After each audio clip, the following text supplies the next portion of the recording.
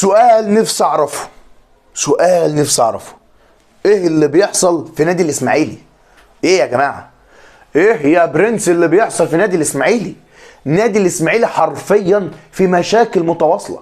نادي الاسماعيلي يعني عايش في دوامه بقاله يجي 8 9 سنين لغايه دلوقتي. نادي الاسماعيلي مش عارف يخرج منها.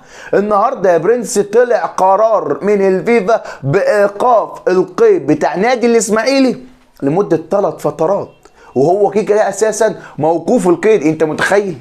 يعني انت متخيل اساسا كميه وقفات قيد كبيره جدا على نادي الاسماعيلي؟ انا مش عارف، ده بيتهيألي النادي الاسماعيلي القيد بتاعه هيتقفل لمدى الحياه.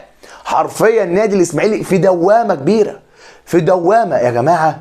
الدوري المصري الانديه الجماهيريه ابتدت كل مره نادي بيقل، نادي بيقل خلاص مش هيبقى فيه غير اهلي وزمالك والمصري والاتحاد السكندري، والباقي تبقى شركات، دوري شركات ماشي. والنادي بيراميدز بيقول لك احنا كنا هننسحب كده من البطوله ماشي. هنتكلم عن الموضوع ديت، ولكن بعد اذن اخواتي وحبايبي تنزل كده تعمل اللايك بتاعك يا برنس. عاوزين نوصل الفيديو ل 200 لايك باذن الله. ولو انت اول مره شفنا يا ريت تشترك في القناه وتفعل زر الجرس، اهم حاجه تفعل زر الجرس عشان عاوزين نوصل ل 40,000 ورا بعض. احنا وصلنا يا برنس يعني سكه 400 واحد، سهله اهي سهله اهي. يلا بينا كده نبدا، وبسم الله الرحمن الرحيم، صلى على سيدنا محمد.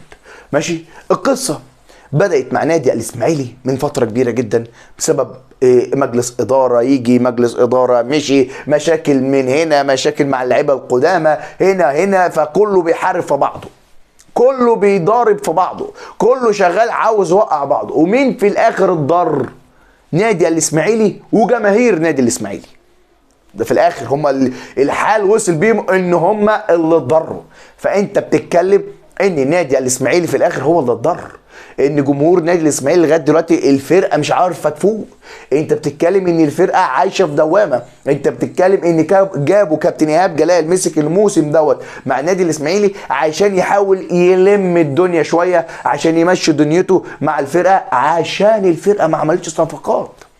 فانت بتتكلم ان نادي الاسماعيلي في مشاكل متواصله. امتى بقى تتحل؟ ما تعرفش، ما تعرفش. فانا بتكلم ان الدوري المصري في خطر، الدوري المصري في خطر. ليه؟ هيقلب دوري شركات، هيقلب دوري شركات حرفيا. الدوري المصري في خطر وهيقلب دوري شركات.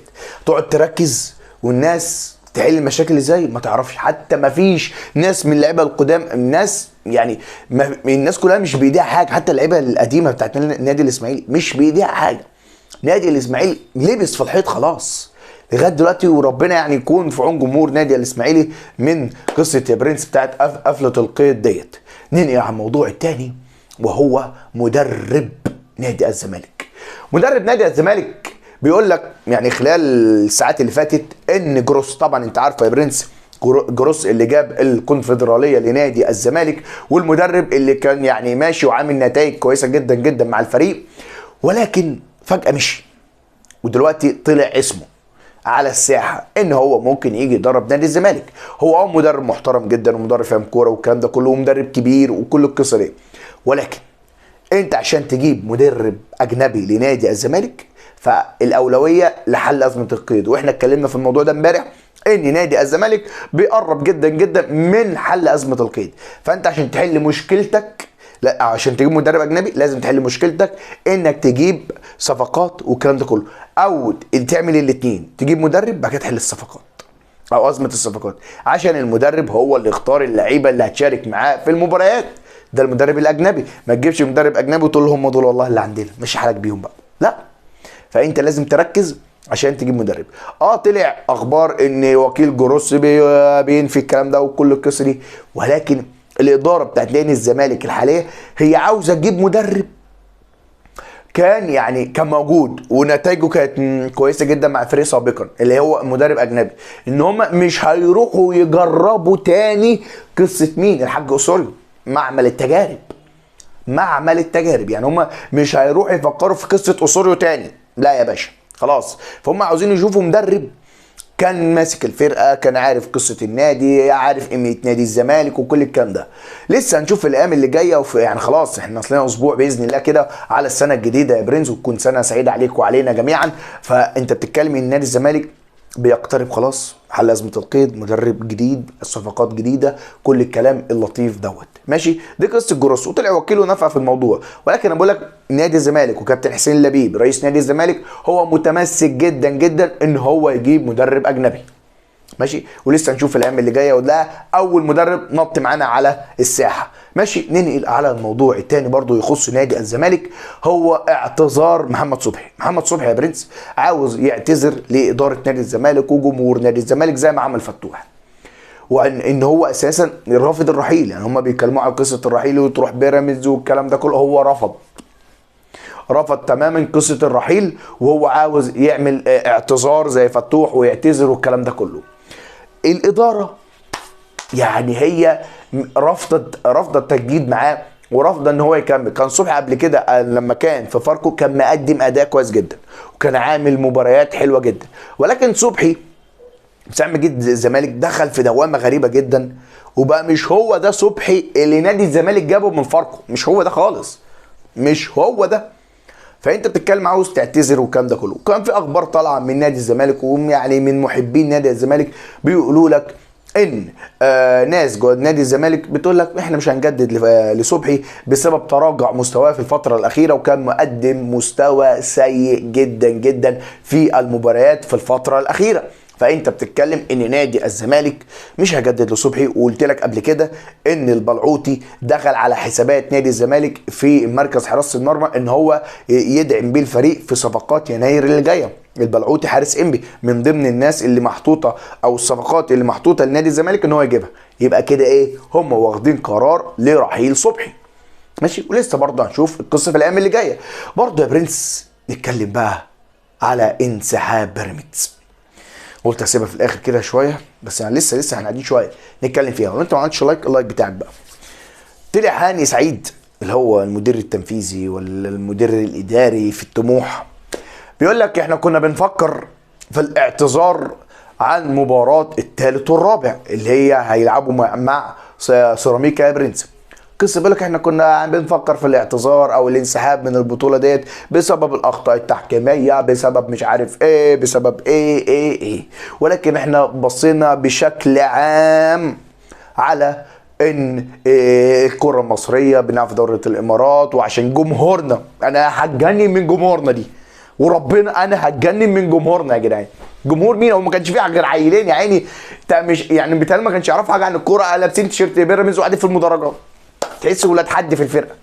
هو ده الجمهور اللي انا شفته الصراحه تتقال، هو ده الجمهور اللي انا شفته. ولكن جمهور مين يا جماعه؟